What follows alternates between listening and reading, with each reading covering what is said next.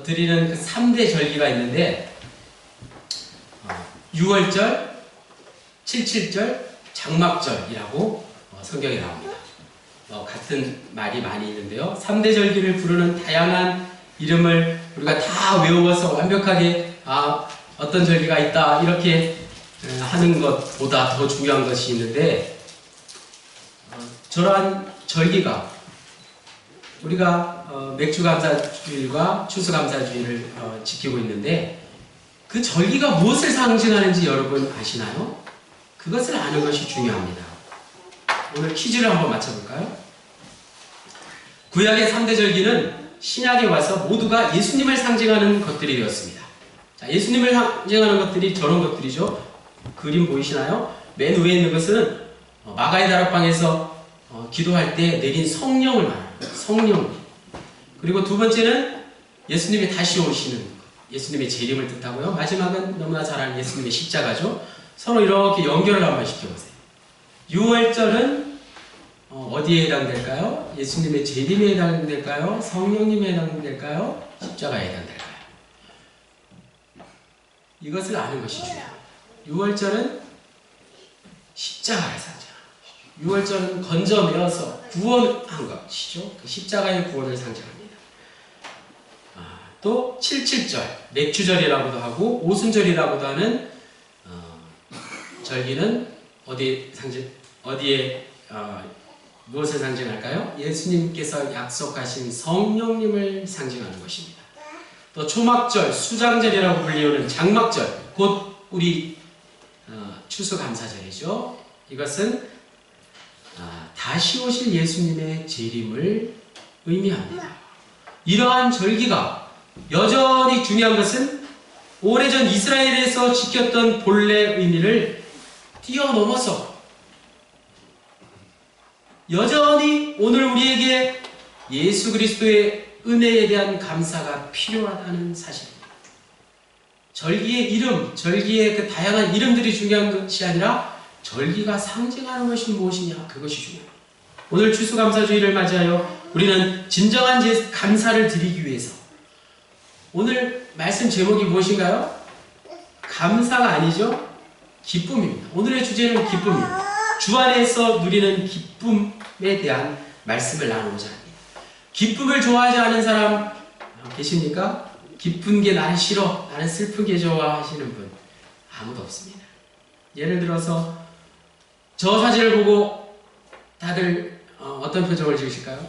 아기 사진을 보고, 활짝 웃는 아기 사진을 보고 좋아하지 않은 분 계시나요? 빵긋 웃는 웃음 때문에 웃음이 메말라 있는 어른들은 아기의 천진난만한 웃음이 그렇게 예쁠 수가 없는 것입니다. 그렇죠? 네, 우리 단장님이 제일 좋아하시네요. 손주 생각이 나셔서 그렇겠죠. 이 말은 누구나 기쁨을 좋아한다는 말입니다. 슬퍼하는 것을 좋아하는 사람이 어디 있겠습니까? 아무도 기쁨 없는 세상을 살 수 없습니다. 기쁨이 송두리째 다 쓸려가 버린 인생을 산다는 것은 도저히 상상조차 할 수 없는 것입니다. 그런데 더 중요한 건 기쁨에는 두 가지 종류가 있다는 것입니다. 기쁨에 두 가지 종류가 있어요.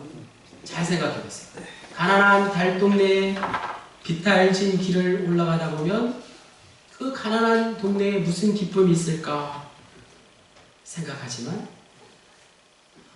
기울어져가는 허름한 집들 사이로 웃음소리가 새어납니다.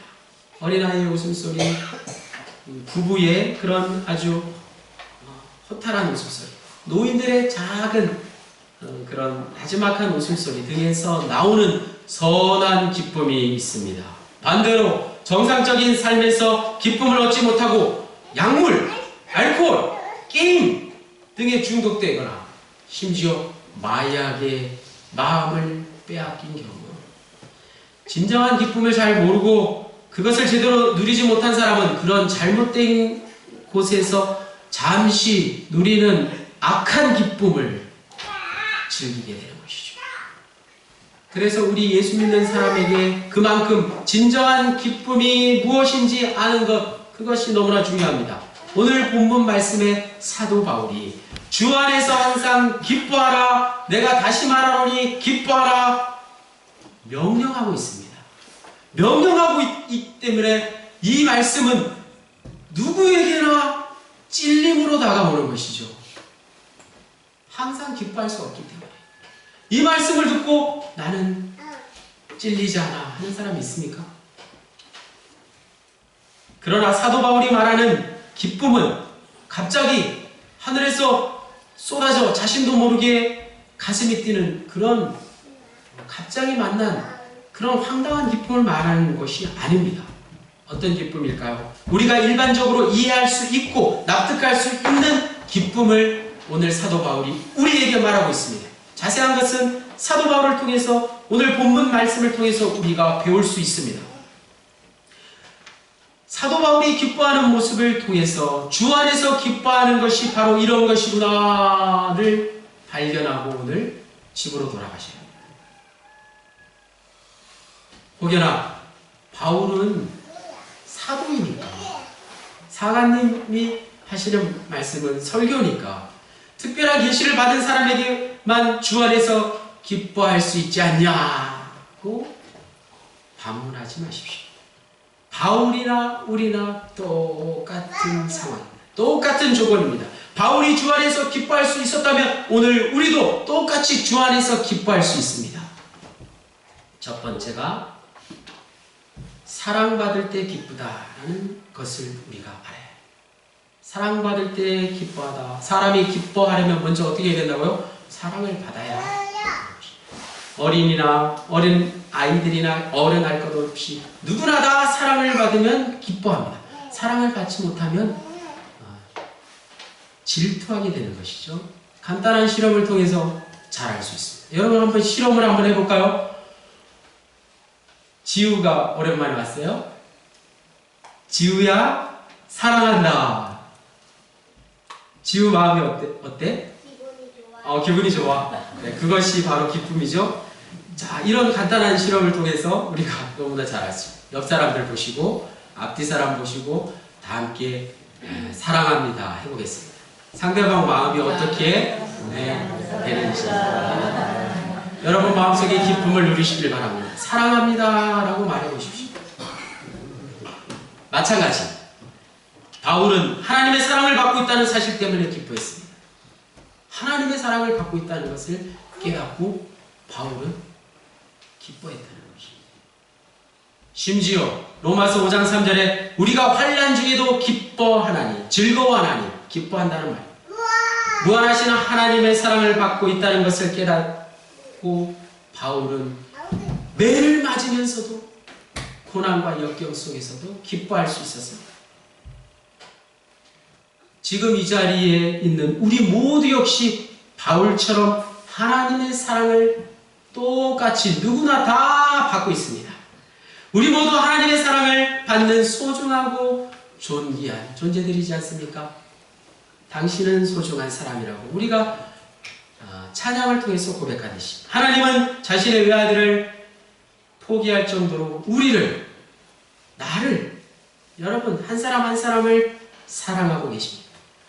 성령님을 통해서 우리는 그 사랑을 마음 가득히 이미 담고 있다는 사실입니다.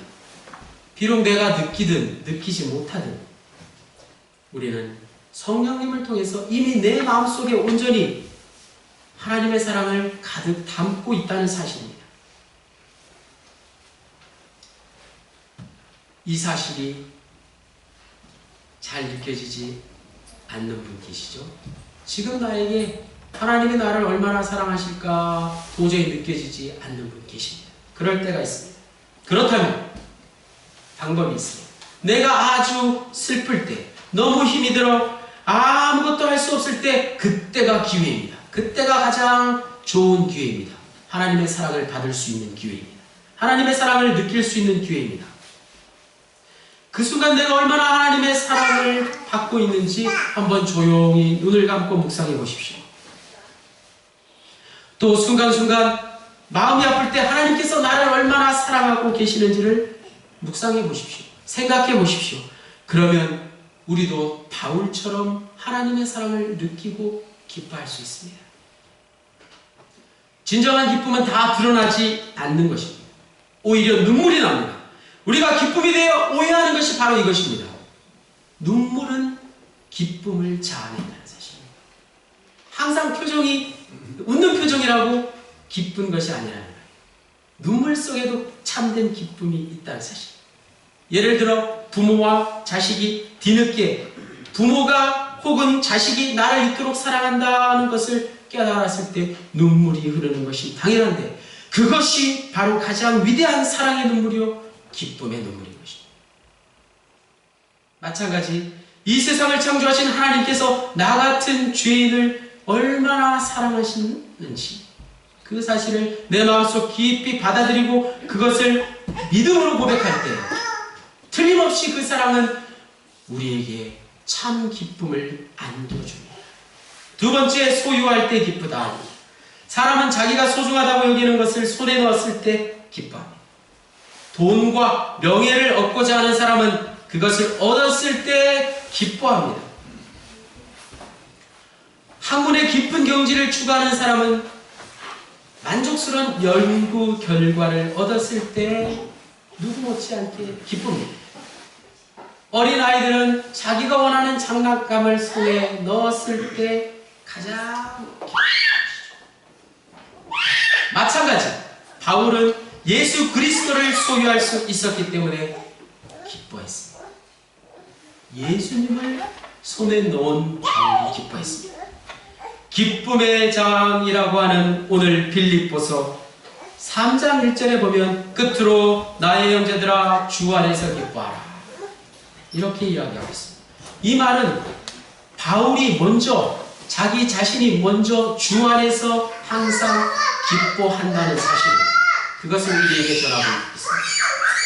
계속해서 7절로 8절에 그러나 무엇이든지 내게 유익하던 것을 내가 그리스도를 위하여 다 해로 여길 뿐더러 또한 모든 것을 해로 여김은 내 주 그리스도 예수를 아는 지식이 가장 고상하기 때문이라. 내가 그를 위하여 모든 것을 잃어버리고 배설물로 여김은 그 다음 말이 중요합니다. 이 말씀 가운데 제일 중요한 말씀은 맨 마지막에 있는 그리스도를 얻고 예수님을 얻었다는 것, 예수님을 소유했다는 것, 그것입니다. 바울이 기뻐하는 이유는 예수님을 소유하고 예수님을 얻었기 때문에 기쁨이 찾아왔다는 것입니다. 예수님만큼 이 세상에서 소중한 분은 없습니다.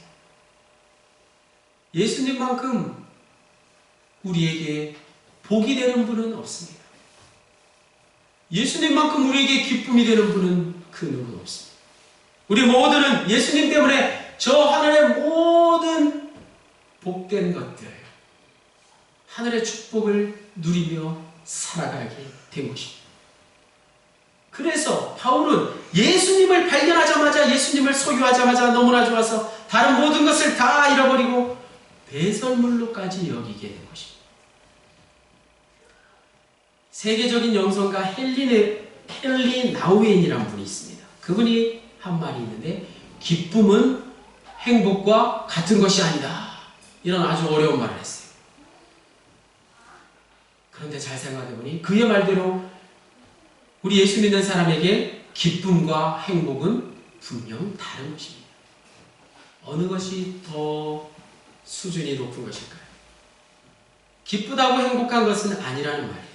우리는 많은 일에 불행을 겪습니다. 그러나 기쁨이 그 불행 속에 살아 있다는 것입니다.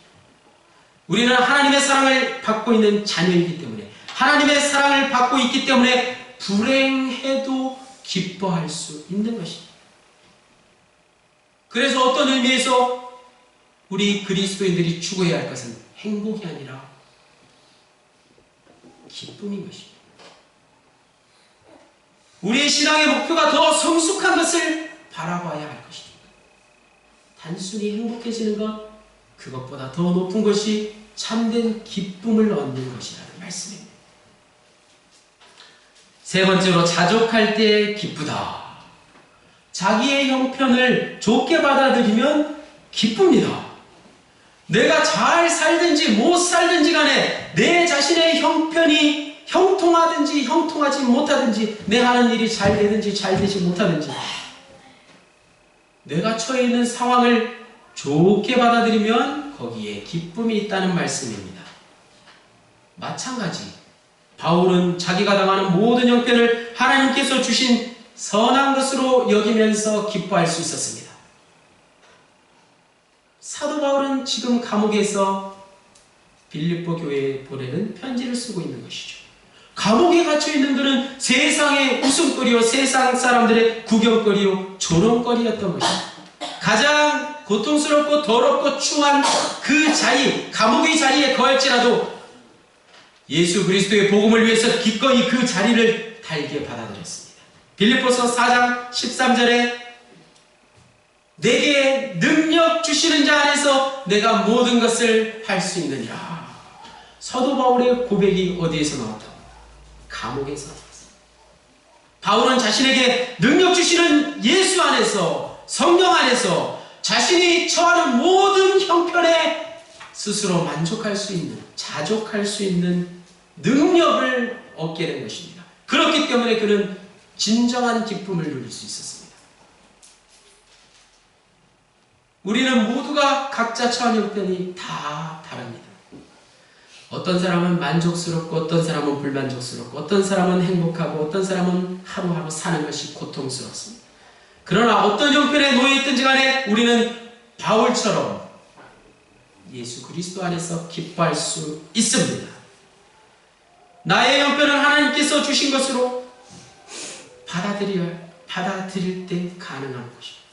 하나님께서 보실 때 모든 것이 합력하여 선을 이룰 수 있다고 판단하셨기에 우리 모두 각자 처한 상황이 다 다른 것입니다. 합력하여 선을 이루는 것이 필요합니다. 모든 형편을 하나님께서 주신 선한 것으로 받아들이는 사람만이 진정 참 기쁨을 맛볼 수 있습니다. 마지막, 나눌 때 기쁩니다. 자기가 갖고 있는 소중한 것을 남과 나눌 때 진정한 기쁨이 찾아옵니다. 재산이 많은 사람은 재산을 나누어서 선한 일에 사용할 때 기쁨이 찾아옵니다. 지식을 가진 사람은 후배들에게, 후세에 그 지식을 전할 때, 나눌 때 기쁨이 찾아옵니다. 좋은 소식을 가장 먼저 들은 사람은 그 좋은 소식을 혼자만 알고 있는 것이 아니라 여러 사람들에게 전할 때, 나눌 때 기쁨이 생깁니다. 마찬가지, 바울은 자기가 갖고 있는 가장 소중한 것 무엇입니까? 예수 그리스도를 다른 사람들에게 나누어 줌으로 기뻐하며 살았습니다. 빌립보서 1장 18절에 거칠애로 하나, 참으로 하나, 무슨 방도로 하든지 전파되는 것은 그리스도니 이로써 나는 기뻐하고 또한 기뻐하니라. 기뻐한다는 말을 반복해서 말하고 있습니다. 사도 바울은 감옥에 갇혀 있으면서 기뻐했습니다. 그곳에서 다른 사람들에게 예수님의 복음을 전했습니다. 그 결과 간수와 높은 지위에 있는 사람들이 주님께 회개하고 돌아왔습니다. 또한 당시 로마의 네로 황제의 궁전에까지 예수 믿는 사람들이 생겨난 것입니다. 이렇듯 예수님을 전하는 것이 바울에게는 굉장한 기쁨이었습니다. 하지만 그의 몸이 감옥에 있는지라 부자연스러운 몸이기 때문에 복음을 전하는 데 한계가 있었습니다. 그런데 뜻밖의 일이 일어났습니다. 감옥 밖에 있는 바울을 통해서 예수를 믿게 된 사람들이 열심히 복음을 전한다는 소식을 듣게 된 것입니다. 그래서 바울은 자신이 감옥에 갇혀 있어도 복음이 증거되고 오히려 자신은 갇혀 있음에도 다른 사람들이 더 열심히 복음을 전한다는 소식을 듣고 얼마나 기뻐했겠습니까? 예수님을 가장 소중한 존재로 여기십니까? 그렇다면 그분을 다른 사람에게 전하고 나누는 것이야말로 우리에게 가장 큰 기쁨이 된다는 사실입니다. 전도를 하는 것이 귀찮기도 하고 부끄럽기도 하고 어색하기도 하지만 반면에 가장 큰 반전의 기쁨을 누릴 수 있다는 것입니다. 한 영혼을 전도해서 주님께 인도했을 때 주님께서 주시는 가장 큰 기쁨이 있다는 사실을 기억하십시오. 내가 좋아하고 소중히 여기는 것을 남에게 나눠줄 때 거기에 분명히 기쁨이 있다는 사실. 올 한 해 우리 낙평연문에 많은 일들이 있었습니다. 1월 31일 하사관 임명식, 정교 임명식을 했고 3월 18일 명예독립만세운동 횃불점화 기념 예배를 우리 영문에서 드렸습니다. 8월 3일에는 3.1교회 안경사역팀이 방문해서 온 동네의 어르신들에게 또 안경을 또 선물로 드렸습니다. 9월 24일에는 포항중앙침교회의 사역으로 뜻하지도 않게 영문 외벽을 새롭게 단장하고 십자가를 교체하는 이 모든 일들 다 하나님께서 주신 은혜였음을 이 시간 고백합니다. 또 우리는 지난 3월 1일 고 송삼봉 부교님 장례 예배를 기억합니다. 저는 살아 생전 부교님을 만날 때마다 그리고 지금 부교님을 기억할 때마다 제 마음에 기억되는 것이 있다면 그 얼굴에 항상 기쁨이 충만했다는 것입니다. 물론 기쁨이라고 하기에는 너무나도 고된 삶을 사셨기에 얼마나 힘드셨을까 라는 생각도 듭니다.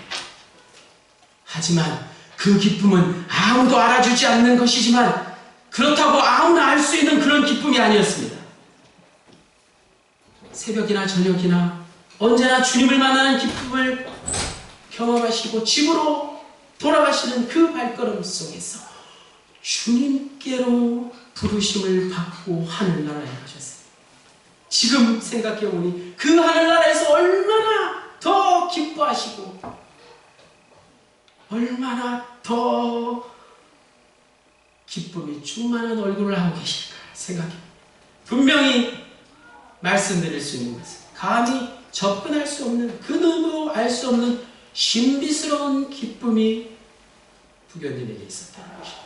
그러므로 부교님을 생각할 때 그리스도 안에서 기뻐하는 사람들의 모습이 어떤지를 부족하지만 깨닫게 되었습니다. 오늘 말씀의 제목 주 안에서 누리는 기쁨, 즉 주 안에서 기뻐하는 것이 무엇인지를 이제 내가 알았다고 해서 그 기쁨이 지금 당장 나에게 찾아오는 것은 결단코 아닙니다. 한 가지 더 중요한 사실이 있습니다. 우리가 바울처럼 주 안에서 항상 기뻐하기 위해서 분명한 선택과 결단을 해야 된다는 것입니다. 기뻐하라는 명령을 헬라어 말로 카이레테라고 하는데 그 말의 뜻이 습관적으로 계속적으로 기뻐하라는 의미입니다. 따라서 기쁨을 확실히 선택해야 된다는 것입니다. 우리는 살아가면서 원망하고 분개할 이유를 갖고 살 수도 있습니다. 또 기뻐할 수 있는 이유를 갖고 살 수도 있습니다. 두 가지입니다. 우리는 이 둘 중에 어느 것 하나를 확실하게 선택해야 된다는 것입니다. 우리가 믿음으로 기쁨을 확실하게 선택할 때 그 선택이 나에게 찾아온다는 것입니다. 나는 하나님의 사랑을 받고 있는 존재다. 그러므로 항상 기뻐할 수 있다라는 그 기쁨을 확실히 선택해서 결단할 때 그 기쁨이 진정 내 것이 된다는 것입니다. 그런 선택을 하지 않고 자연적으로 그 기쁨이 나에게 굴러오기만을 기다리고 있는 사람, 그 기쁨이 무엇인지 평생 알 수 없습니다. 예수 믿지 않는 사람을 찾아가 전도해 보기로 결단하면 그리고 실행하면 주님께서 주시는 그 기쁨이 무엇인지 깨닫게 된다는 것입니다. 주님이 기뻐하라고 명령했기 때문에 주님 알겠습니다 라고 순종하는 마음, 그것이 우리에게 요구되는 것입니다. 우리는 세상 사람들이 알지 못하는 놀라운 기쁨의 조건들을 이미 다 가지고 있습니다. 사도 바울처럼 설령 이 세상이 다 무너져 버린다고 해도, 내가 소중히 여기는 것들을 다 빼앗겨 버린다 해도 우리는 아무도 빼앗을 수 없는 기쁨의 조건들이 남겨져 있다는 것입니다. 그것이 바로 주 안에서 누리는 기쁨의 조건들입니다. 주 안에서 누리는 기쁨. 그것을 믿음으로 받아들이고 그 기쁨을 확실히 선택하고 살아가십시오. 그러면 항상 기뻐할 수 있는 축복이 날마다 우리에게 찾아올 것입니다. 주 안에서 항상 기뻐하는 아름다운 은혜가 오늘 이 자리에 모이신 여러분 모두에게 함께 하시기를 주님의 이름으로 간절히 축원합니다. 하나님 아버지, 나는 왜 항상 기뻐하지 못하는지를 돌아볼 수 있게 하시니 감사합니다. 오늘 우리에게 주 안에서 기뻐하기로 선택한 아름다운 삶을 날마다 이어갈 수 있게 하옵소서. 많은 사람들이 우리를 향해 무엇 때문에 그렇게 기뻐하냐고 물어볼 수 있도록 우리의 삶을 주님의 기쁨으로 충만케 하옵소서. 특별히 물질의 어려움과 육신의 연약함으로 고통받는 자들에게, 세상 일에 실패하여 좌절하고 있는 저들에게 주님의 기쁨을 허락하여 주옵소서. 모든 말씀을 예수 그리스도의 이름으로 기도하였습니다. 아멘.